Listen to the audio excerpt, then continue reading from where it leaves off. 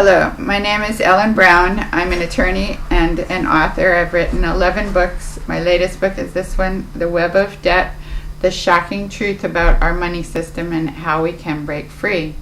The shocking truth about our money system is that there is no real money in it. Except for coins, which compose only 1/10,000th of our money supply, all of our money is created privately by banks when they make loans. That includes Federal Reserve notes or dollar bills, which are issued by the Federal Reserve, a privately owned central bank, and then lent to the U.S. government and to other banks. So those banks then are allowed to leverage that deposit base into many times that sum in loans, and that's where all of our money comes from. Because the bankers are in control of the money supply, when the banking system falters, or when we have a credit freeze like we have right now, our entire economy falters, because our entire economy is based on this money that is issued as credit by banks. So the result has been that business can't get the money that they used to be able to get, so they wind up laying people off, and you have unemployment. The housing market's collapsing because we don't have the credit that we used to have, and therefore states are going bankrupt because they don't have the tax base they used to have. Because of unemployment, they don't have as much income tax, and because of housing, they don't have those taxes. So the states, 48 of 50 states, are currently not able to meet their budgets either this year or next year. And so what they're doing instead is that they're having to slash services, and this is at a time when we particularly need social services because people are out of work.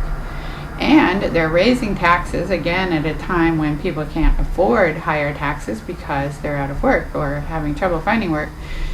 And we're selling off our state resources. These are things we've actually paid for, and now we're going to have to rent them back.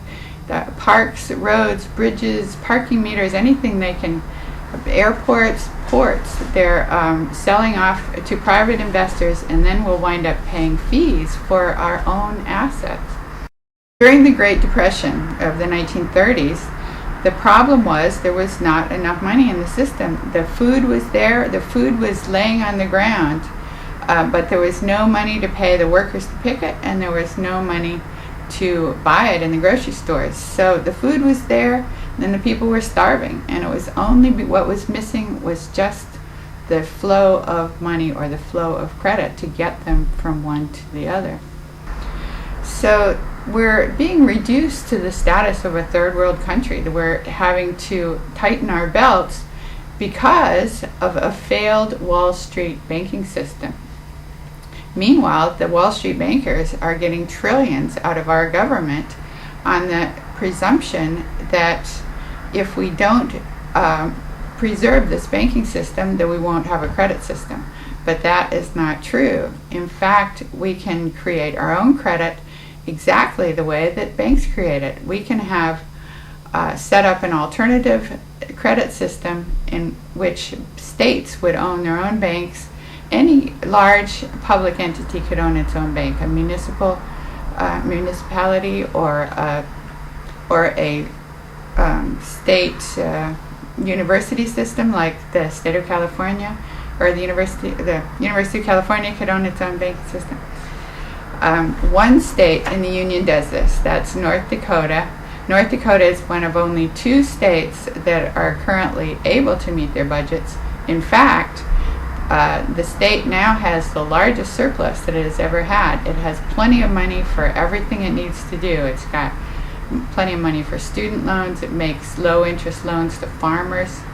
It funds municipal bonds. It acts as a sort of central bank in the state, so it partners with the other banks so they don't feel threatened.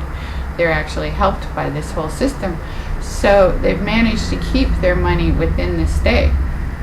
And the way they've done this, ever since 1919, they have put all their state's revenues in this one bank, the Bank of North Dakota. In 1919, the farmers were losing their farms to the Wall Street bankers in the same way, the same situation that we're in now. And so they got fed up with it and banded together and got some legislation passed.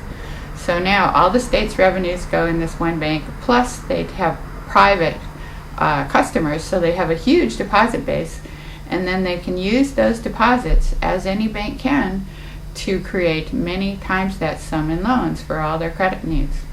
So every state could and should do this. In California, we are now $26 billion in the red, and therefore we're having to take all these extraordinary measures to try to meet our budget. What we could do is take our state revenues, or just take what we have in deposit right now. The state has $17 billion on deposit in various banks, and these are the banks that have refused to fund our IOUs, so we don't owe them anything. We could pull that money out of those banks, put it into our own bank, and then use it for the deposit base to basically solve our credit crisis. We could fund infrastructure and all those things we think we don't have the money for. We could have the money for, because money is only credit. So we could create the credit for those things if we set up our own banking system. So that's my proposed solution to the banking crisis. And if you have any questions, you can go to my website, www.webofdebt.com. I have many articles there, and I have an active blog. Thank you.